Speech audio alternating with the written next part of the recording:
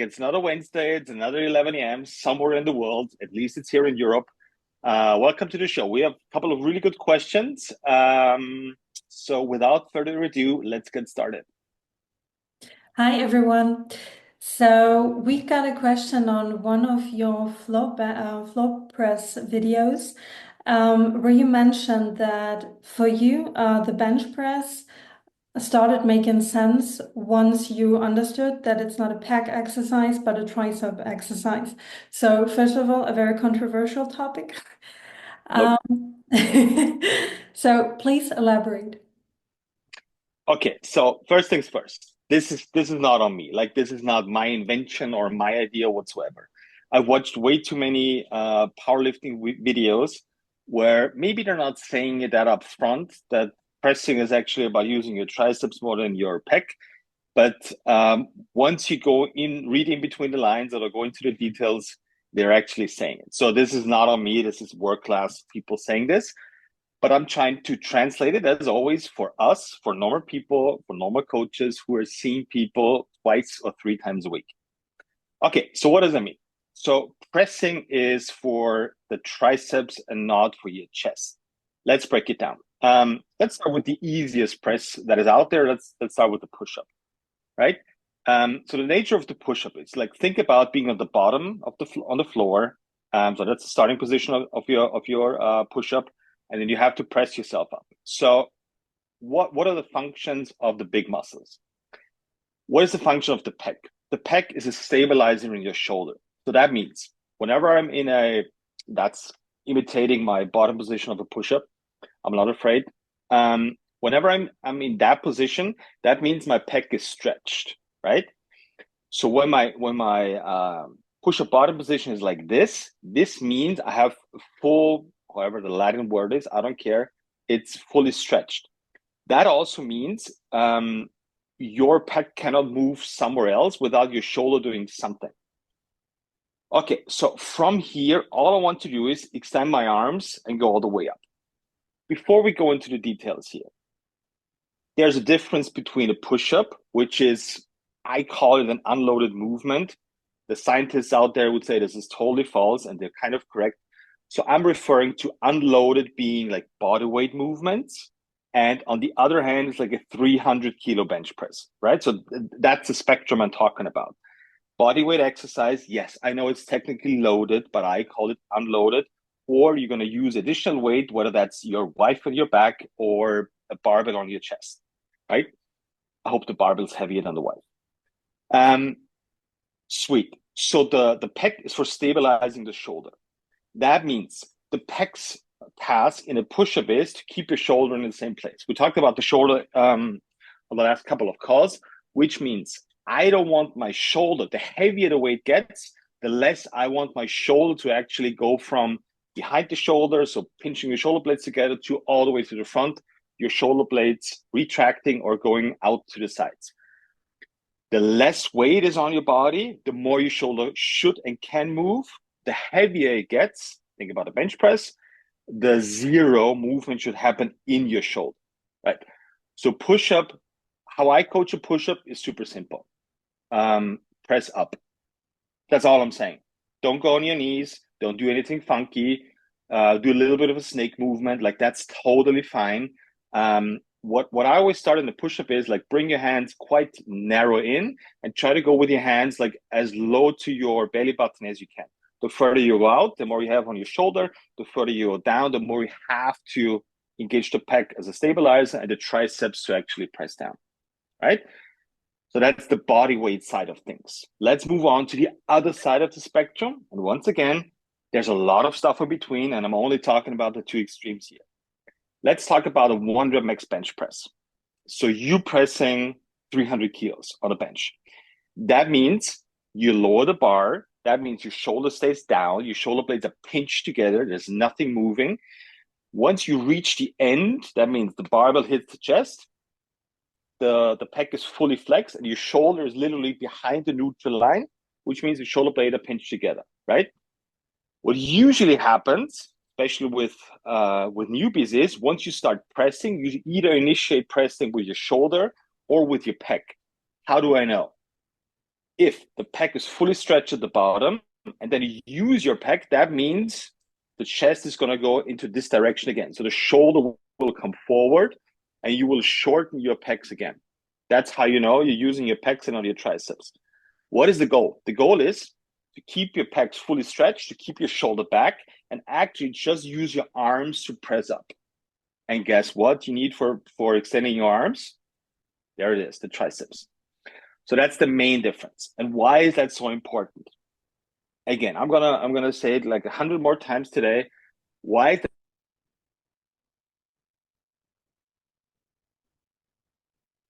it so? I got kicked out of the party.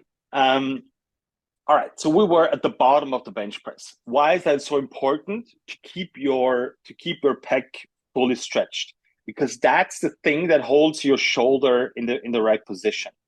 Whenever you move your shoulder forward, that's what a muscle does not like. So the muscle is attached through a tendon on a bone. Whenever you move the bone, that also means you're going to move the muscle. Now think about a fully stretched pec in the bottom of a bench press. And now all of a sudden, the bone, the big arm bone or the shoulder starts moving forward. That means the muscle is already stretched. The tendon is under full tension. And now all of a sudden you're saying, okay, in this extreme position, now shorten again. This is where you fuck up your shoulder. This is why so many people have issues bench pressing. It's not about pressing, it's about your shoulder. The bench press is not the issue. It's the shoulder that has not learned how to press correctly. To try something for me. Whenever you bench press, there's only one thing you should focus on, which is shoulders down and shoulder blades pinched together. That sounds so much simpler as it actually is, because when you're lacking strength in your triceps, you wanna move your shoulder forward so bad. And that's where like the biceps tendon starts bitching, like AC joint starts bitching. That's where your neck starts bitching, because apparently muscles don't like to move under tension in the opposite direction. It's almost like you're going like 200 kilometers per hour on the highway, and all of a sudden you're pulling the brakes. That's literally how and do a turnaround. That's literally how your pecs feel. And the weakest link in that whole equation is always, always, always the tendon, right? So whenever you snap something, it's either the tendon, but not the tendon itself, like exactly the bridge between like the end of the muscle belly. That's not a very good technical explanation, but you get the point. So the tendon inserts into the muscle, and exactly where that stuff happens, this is where tears actually happen. So how to reverse all of this? Because Alpi on Instagram asked, well, should I do more triceps work then? Which would make kind of sense. But that's not how it works. How can you reverse going from using your pecs in a press to a triceps? The point is we have to teach our body. This is not about assistance work here. This has nothing to do with, hey, I have to do 3 sets of 15 for my triceps with tricep extensions, so I have more triceps and I can use it in the bench. Well, funny enough, this is not how the body works, because what we have to do is we have to unlearn the pattern that we used until today and learn a new one, which means shoulder stays in place, and then you have to use the triceps. And that's where muscles actually start growing. And that's the fun part. So there's 2 ways to grow your triceps. One is the bodybuilding way, which obviously works because bodybuilders have like huge triceps, but that's not, I hate the word functional, but that has nothing to do with, can you use the triceps in a pressing motion? That is exclusively about their job, which is defining muscles and making it look awesome. That's their job, and as big as possible. Whether you're solving bench press or shoulder problems, where the main task is, okay, how can I teach someone to start using the triceps and not using the pecs anymore? This has nothing to do with assistance work. It's okay to do assistance work to kind of get a feeling where your triceps is. Basically, everyone knows where your triceps is, but the more precise you'll be on the shoulder position, then your triceps will work and then will actually start to grow. it's almost as the body has a plan that stuff is going to grow when you're actually using it in the right manner, so to speak. So coming back to our main principle, teaching position with tension, position of the shoulder plus tension in the triceps equals hockey stick progress for your bench press. And if there's some shoulder pain, trust me, it's going to go away really, really fast once you understand what you should be actually doing while pressing.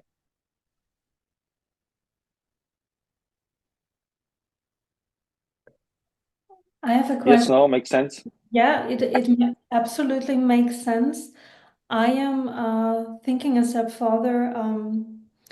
What kind of like the to break it down to exercises that you do? Is it that you then start doing floor presses? So, for instance, I know that we use like bench pressing, but with like a block or something on your chest. Is that? Can you explain a Mm-hmm. bit there? Yes. So there's a way to tackle this. So the less range of motion, the easier it is for your triceps to do the actual work, right? So let's say the end goal is like a full range push up or a full range bench press, right? But we have to start somewhere. So either we start with floor presses. That means your elbow is just going to start roughly at what is that, chest height or wherever the floor is. So that already limits the ability of your pec to go any further, right? So if you're that starting position, right, it's much easier for your triceps to actually start working rather than going all the way down here. Everybody knows that, so that's a common approach. What do you call it? Floor press or dead stop pressing. Always the same principle. Limit the range of motion to get your triceps going, but never forget what the end goal is: bench press and push up. So in my training, for example, I let me think real quick. I never bench press. That means I'll never well, at least in that phase, I will never ever let my elbows past my upper body because I'm a really bad presser. That's why I'm focusing on it. So whenever I'm pressing, whether that's a floor press with a neutral grip like a Swiss bar or uh, different other kind of bars, I always start um, elbows roughly, what's that, 90 degrees or stuff like this, right? So that helps me train to use more triceps than the pec. And but maybe you're the other way around. Maybe your triceps already works great, but you have a different issue on the bench press. So this works for me. This is how I'm fixing my bench press. What I mean by fixing, uh, using more weight endlessly without shoulder pain. That's my definition of a measurable progress in bench press. And where do sandbags come in there in that whole equation? Sandbags are awesome for pressing. Mostly because if you do floor press, it's the same principle as with the bar. Just the floor just limits your elbows to going any further. Plus, you can apply pressure in between your hands, right? We have not talked about this yet. Let's dive a little bit into it. So whether that's a neutral grip, right? So that's a Swiss bar, whether that's a sandbag with an open hand grip, that helps through your hands finding the right muscles to begin with. If you press pronated with a barbell, like that works too, but it's so much harder to find the right tension. That means finding the lats on the way down, finding the triceps on the way up. It's just harder, which kind of makes sense if you think about that's your natural shoulder position. Like when you let your arms hang down, your thumbs are either facing forward or backward, wherever your arm position is, right? So that's your natural pressing position, right? Whenever you do something else, for barbell pressing or this is going to change which muscles you're going to use. This is not good or bad. It's just a change of scenery. Make sense? So that's why a sandbag, for example, is awesome for pressing because you have to squeeze it and you have to use open hands. By the way, just because we're talking about sandbags, sandbag is the worst tool for pulling. The worst, right? Because I always get more and more questions about, hey, sandbag is such an awesome tool and I'll use it for everything. It's like, yeah, but it sucks for pulling. It's the worst tooling tool ever.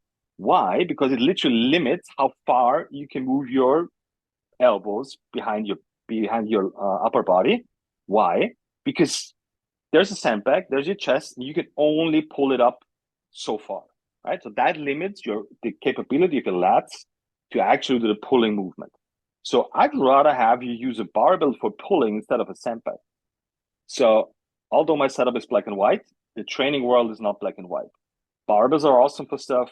Sandbags are awesome for stuff. There's a simple rule, which is don't be stupid, don't be afraid, and educate yourself. So don't be stupid doing always the same things. Don't be afraid to try new stuff, and then go and educate and see what works for you.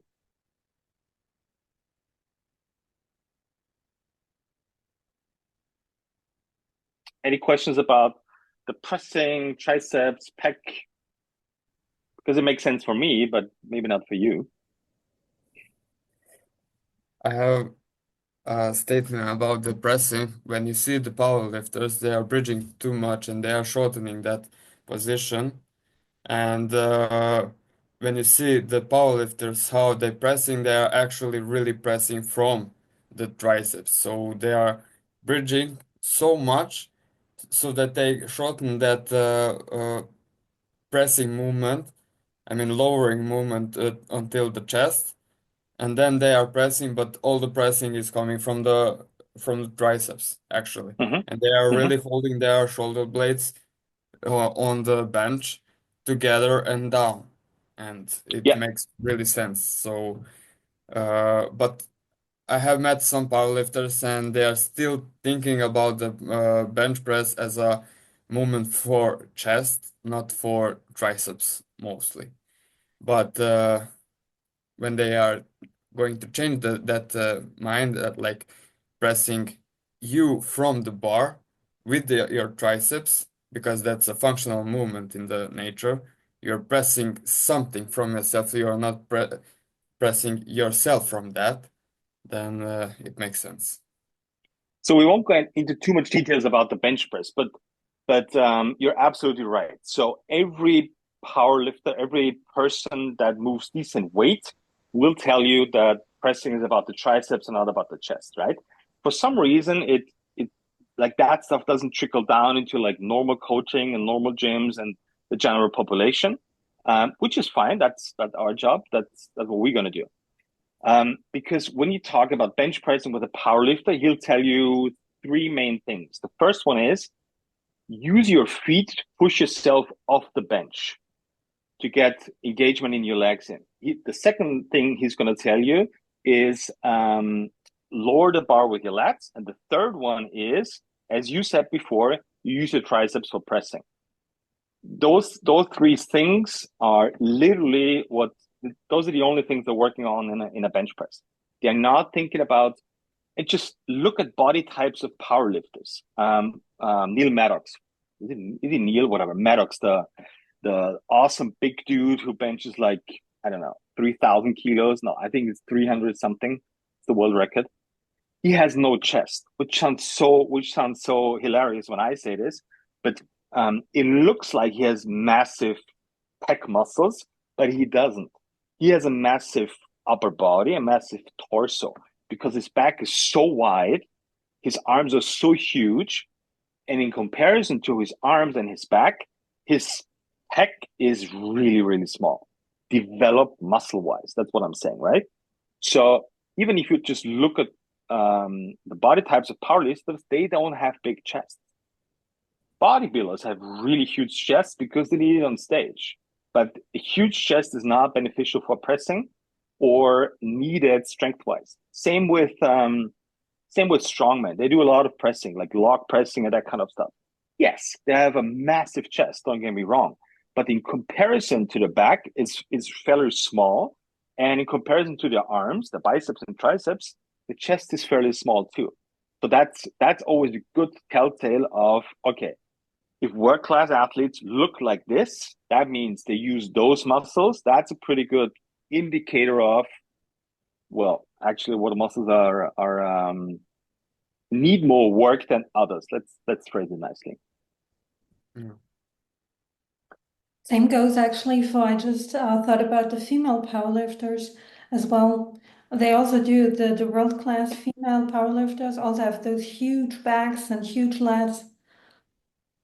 Yeah, that's all you need because and some arms obviously for pressing and pulling, but the majority of the absorbing tension is going to happen in your back. So upper back, that means lats and that kind of stuff.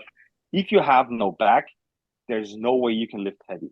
There's just no way because this is needed either for stability, like in a back squat or in a deadlift, or for just holding tension in a bench press. Like there's not much happening without you having a big back and wanting to use weights. So what does it mean for a normal person? That doesn't mean you have to have a massive back to have healthy shoulders. No, no. But your lats need to be in place and need to understand how to work properly from the insertion from the back of your arm all the way down to your hips. Um, they don't have to be massive. They just have to work. Mhm. Yeah, it is not about how big your muscle is. It's about to live without pain and to move good. And I mean that's the point actually of the exercise to live healthier life in the Yeah, first place, and then after yeah, that you can develop other goals based on that. yes, there's absolutely no need for a huge bag as a normal person, but there's a need for being able to use your lats. Um, and the three function of the lats, like absorbing, producing, and stabilizing tension, those three functions need to be somewhat balanced, and then your shoulder is going to be happy. So I'd like to end it this call with a very simple, maybe a little bit of a relief for you guys training out there. If you want to focus on one muscle in your upper body, because we have like chest and delts and biceps and triceps and lats and pecs and whatnot and neck, right? Focus on the lats. That's it. I'll have it in the book. I have like the three biggest muscles, the neutralizing muscles, it's lats, glutes, and it's the obliques. So those three muscles, if you make those three big muscles work, you're good. That's it. That's all you need to care about. You don't have to do like shoulder raises and curls and tricep extensions. Like no, no, no. This is advanced stuff. If you have more than 2 or 3 hours a week, it is absolutely not necessary. Zero. In general, assistance work for normal people, that means training up to like I do zero assistance work.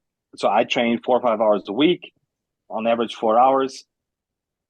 There's no need for assistance work. I'd rather have you do more, I hate the word compound exercises, but let's call them compound exercises, making the the assistance muscles work rather than isolating muscles and spending a lot of time there and nothing happens. Trust me, I've done this for years. My triceps never grew, my biceps never grew, didn't happen. My biceps actually started growing decently once I understood pull-ups correctly, once I understood how to do a rope pull correctly.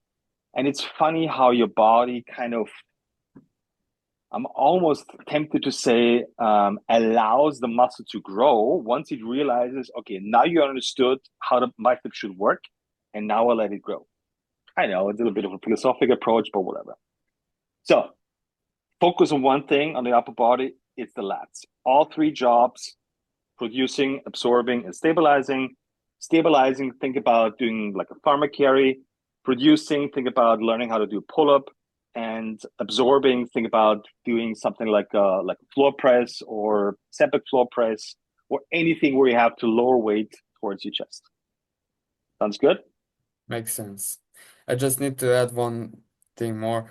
Sure. Since we started to train, I mean, since I started to train in the gym, I had a pain in my right shoulder all the time, and I didn't know what to do actually. I did the openers and everything. It was a little bit better, but since I started to do the floor presses and the frame carries, frame actually, uh, the pain is gone. I mean, I had the cracking. I don't have any cracking more. I mean, a little bit sometimes, but really it's gone, and I'm really, really happy about that.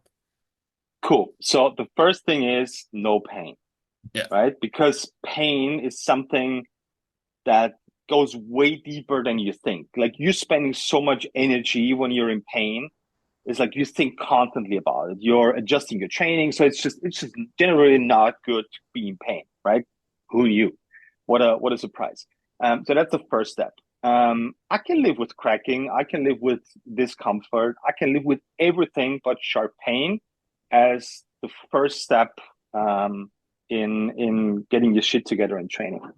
What do you think made a difference? correct movement. Oh, that's such a bullshit answer. What does that mean? That Okay. that means that I lowered my ego and I started to move properly because I have learned the patterns basically like everybody else, but I never thought about more deepening those patterns Hmm. to go to how to place correct the all the muscles together, how to bring the joints together to the correct place. And I was a little bit also on the ego side that I need to lift a little bit more. You know, I don't want to lift as a trainer, I don't want to lift light weights. And that was also one of my issue, but I have uh, lowered that, and I believe that that is the thing that I'm listening. What is really actually the functional movement behind the movement. Good. So, big takeaway from today is um, there's two ways how to fix your shoulder. One way is you spend a lot of time and dig deep and figure out all the muscles. That's a great one. I would leave that to a coach. If you're somebody who just wants to train and get rid of shoulder pain, there's just exercises and more importantly equipment that is going to do the work for you once you understand how the floor press works, how whatever some neutral grip actually works. So if you have a lot of time, cool, spend time on it. If not, just do the templates. Then we have like the sexy shoulder saver on the traveling circus platform. Like that's literally all you have to do. If you want to dig deeper, I'm the first one. I'm the first one to explain everything. But if you're limited in time, do the shoulder template, fix your shoulder first, and then you can dig deeper and go into rabbit holes if you really like to. If you don't have enough time to dig into the rabbit holes, that's even better. Just go train, crush everybody, have a healthy shoulder, zero pain. And if you never understand why your shoulder is pain free, I don't care. As long as your shoulder is pain free. Cool. Cool. Makes sense. Sweet. Thank. That was a good one. I loved it. If there's any more questions about pecs, triceps, pressing, lats, upper body, lower body, bring the questions on. Just send it everywhere you find me on whether it's Instagram, on the Greg Circling Circus platform. My phone number is everywhere out there. Just bring on the questions and we can have long discussions and long talks about it because I think that's very much needed. As much as we do shorts and short clips and all that kind of stuff and showing exercises and doing templates, that's awesome. But I think the real gist is in longer conversations, going into details so you can literally understand what's going on, why it's going on, and because I truly believe in understanding stuff makes more sense than learning stuff by heart. Thank you. There we go. So see you guys next week. Bring on the questions and let's get and stay Grexy. Have a good one, guys.